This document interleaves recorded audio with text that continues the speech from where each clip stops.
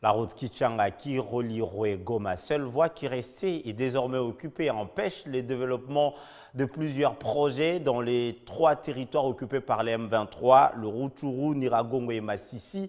Déclaration faite par le directeur général de Virunga Énergie au cours de la cérémonie de présentation des résultats de l'Alliance Virunga, un programme de conservation et de développement de l'Institut congolais pour la conservation de la nature dans les entités riveraines du parc Virunga.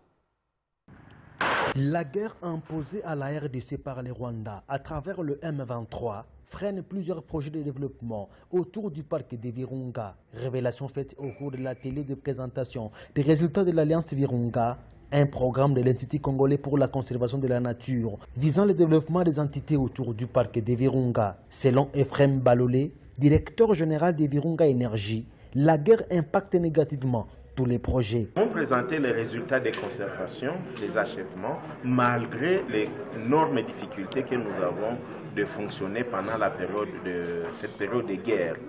Les parcs se retrouvent vraiment très affectés parce que les combats sont en train de se dérouler à l'intérieur.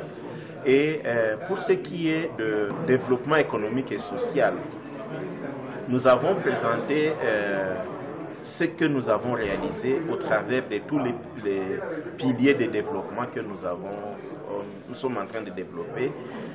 Au niveau du tourisme, tout est déjà bloqué.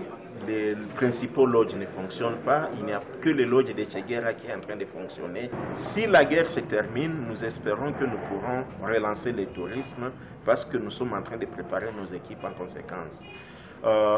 Du point de vue de la production de l'énergie, nous maintenons le programme de la construction de la centrale de Rangouba et nous allons continuer la distribution de l'énergie dans la ville de Goma. Pour Djeris Kajibwami, représentant de l'autorité provinciale à ses assises, il faut l'implication de tous dans la protection du parc des Virunga pour espérer au développement des entités riveraines de ces parcs. Je pense que nous ne manquerons pas tous, comme acteurs, n'est-ce pas, de participer à la protection et à la promotion de notre parc national de Virunga.